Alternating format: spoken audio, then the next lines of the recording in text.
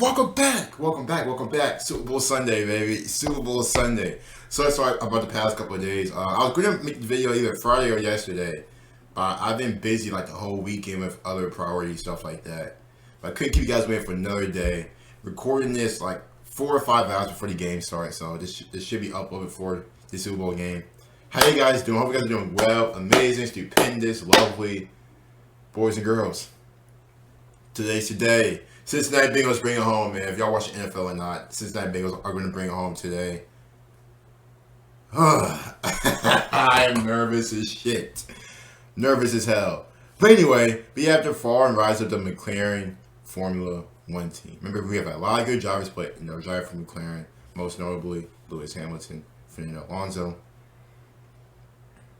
And now we have Lando Norris and Daniel Ricciardo. Like I said, couple of videos before, Lando Norris did sign a new contract with McLaren. Also, the Aston Martin car did debut or showcase. Looks pretty good. So, anyway, let's go ahead and get to the video. Don't forget to like the video and sub as well. Let's get started. Right, so I made a video on Lando Norris not too long ago. Shout out to Buddy as well. It aged like some of the finest Scotch whiskey. Although my opinion may be slightly biased, I personally believe that Lando has been the most impressive driver so far this season. He has definitely proven to be championship worthy. This encouraged me to have a look into the fall and the rise of the McLaren Formula 1 team. And I wouldn't be surprised if we do hear about that 1 million scandal between them and Ferrari because of that, stupid ass mechanic guy, whatever. What a bum.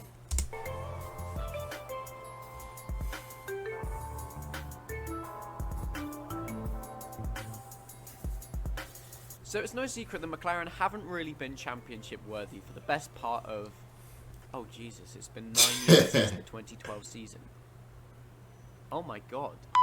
Where even 10 years now. Oh yeah, McLaren. In the 80s and 90s, McLaren were arguably one of the most well-known Formula 1 teams on the grid, and won, well, a lot. The team housed some legendary drivers, including Ayrton Senna, and were very successful. In 1995, they announced what would be a 14-year-long relationship with the engine supplier, Mercedes, and as a pair, they won 2 drivers' championships with Mika Hakkinen in 1998 and 1999. However, their first drivers' championship of the new millennium would come in 2008 with a little-known driver named Lewis Hamilton. Despite some controversies the year before, McLaren has had some. Shout out to Dylan James GP, Lewis Hamilton, Fernando Alonso, Lando Norris, Daniel Ricciardo, Ayrton Senna.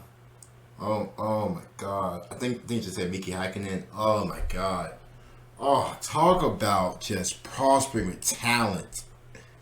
Oh my god. Their 2008 car, with a livery that leaves most people drooling, took Hamilton to his maiden World Drivers title after, Is that Glock going slowly? It is, it's Glock! Oh my goodness me! Although they wouldn't have the same luck in 2009, when a team that costed a large investment of £1 would come along and take the world by storm, narrowly beating out Red Bull. So, essentially both title challengers the year before fell from the lead quicker than Max Verstappen at the 2021 Azerbaijan Grand Prix. However, in a year where the regulations changed so substantially that it produced a car that looked like Harry Maguire, 2010 saw Hamilton's Finnish teammate replaced by a British driver. No, not that one. It hasn't happened yet. There we go. Heikki Kovalainen was unfortunately demoted down to Lotus, which had about as much horsepower as a BMW Isetta, whilst previous champion Jenson Button moved to McLaren. Their results were generally quite good.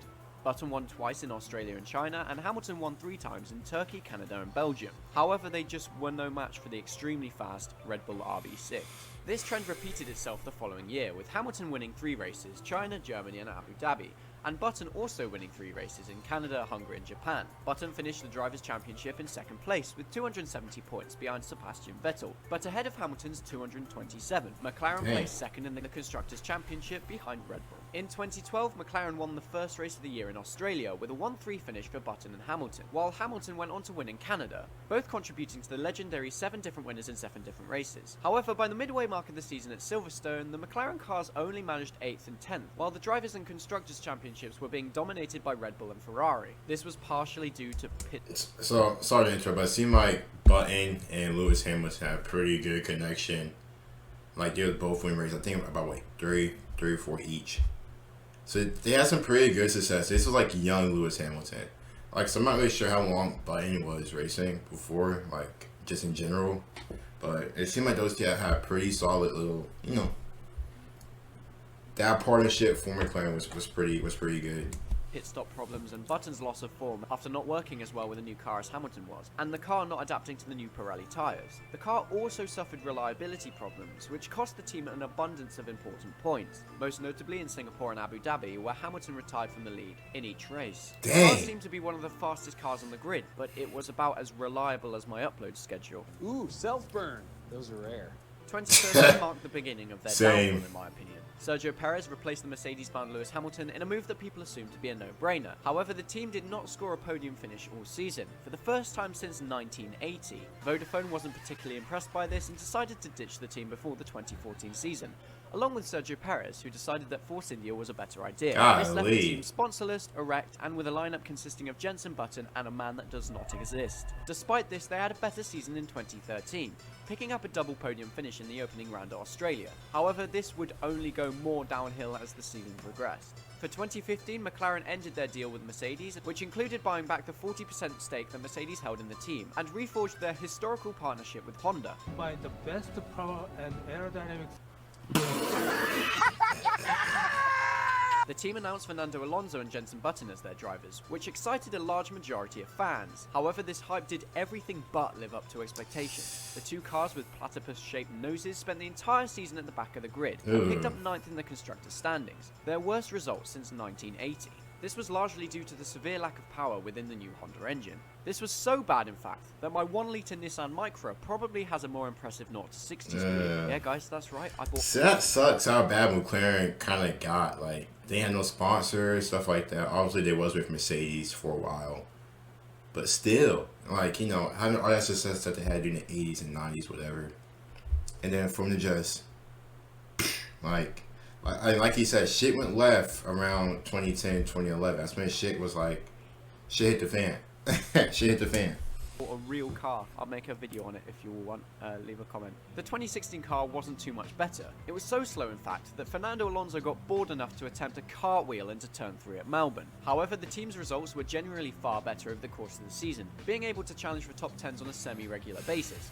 We saw a one-off appearance from Stoffel Van Dorn at Bahrain due to Alonso's injuries, and it looked promising for the young Belgian. 2017 saw the introduction of Stoffel Van Dorn, and a livery that was scientifically proven to burn the human retina. There weren't any noteworthy moments at all, just an all-round naff season. McLaren announced during the Singapore Grand Prix weekend that they were split from Honda at the end of the 2017 season, and had agreed a 3-year deal to be supplied by Renault. 2018 was the first season of McLaren's history where the cars were powered by Renault engines, so it was a gamble. They also announced that Fernando Alonso and Stoffel Van Dorn would remain with the team for the 2018 season, with young hotshot Lando Norris fulfilling the role of reserve driver. McLaren had a relatively good start to the season, with points finishes in the first 4 races. However, in the remainder of the season, the team only scored 22 points. Ooh, that's not On good. the 14th of August, Fernando Alonso announced that he would not compete in Formula 1 in 2019, ending his 4-year spell at the team. Carlos Sainz Jr. was signed as a replacement on a multi-year deal, with Lando Norris being promoted from reserve driver to replace Stoffel Van Dorn. I was just gonna say, I was gonna say, like, how you gonna get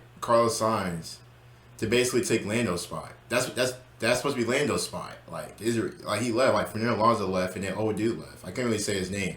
That's why I ain't saying his name, but I was finna say, like, y'all better bring up Lando. 2019. The next season was much more positive for McLaren, with the team securely establishing themselves as the 4th best constructor. At the Brazilian Grand Prix, Sainz recorded the team's first podium since the 2014 Australian Grand Prix, finishing 4th on the road but later promoted to 3rd after Lewis Hamilton assassinated Albon's podium opportunity. Oh, yeah. First of 2 times. What a McLaren bum. ended the season in 4th place with 145 points, their best result since 2014, and 54 points ahead of Renault. 2020 was also a much better season, with the opening round at Austria giving us the first glimpse of last lap Lando and Scenario 7. Carlos Sainz nearly picked up a win for the team at Monza, however he just didn't have enough laps to overtake the AlphaTauri of Pierre Gasly. The team finished the season in 3rd in the Constructors' Championship with 202 points ahead of Racing Point.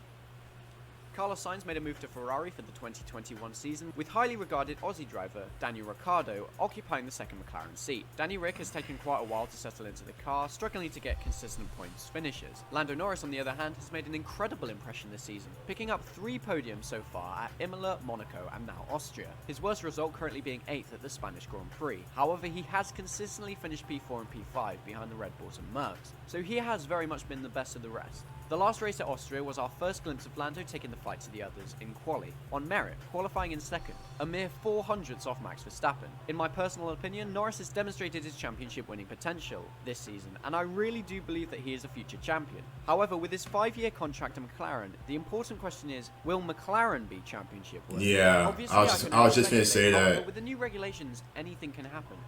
If Zach Brown continues this upward trajectory, then the Papaya team can certainly be in a position to challenge the likes of Mercedes and Red Bull in 2022. I genuinely cannot wait to see Lando get stuck in and fight for not only podiums, but wins. Anyway, that is the story of the rise and fall of the McLaren Formula 1 team. If you enjoyed, please make sure to give the video a thumbs up and subscribe to the channel for more videos like these. And if you do all that, I will see you all in the next video. But Wow. So it was That's hopefully, like I said, hopefully McLaren can take that next leap, especially like with the whole new regulations this year. So obviously, it seems like Lando is better than Daniel Ricciardo, which I'm not really. I think I figured that as long as well. But it's gonna be a very, very interesting season. Hopefully, you guys enjoyed the video. Lando, Daniel Ricciardo, where you guys think McLaren's gonna finish the season? Anyway. You guys don't forget to like and sub. Comment below your thoughts and reactions. We will see you guys later.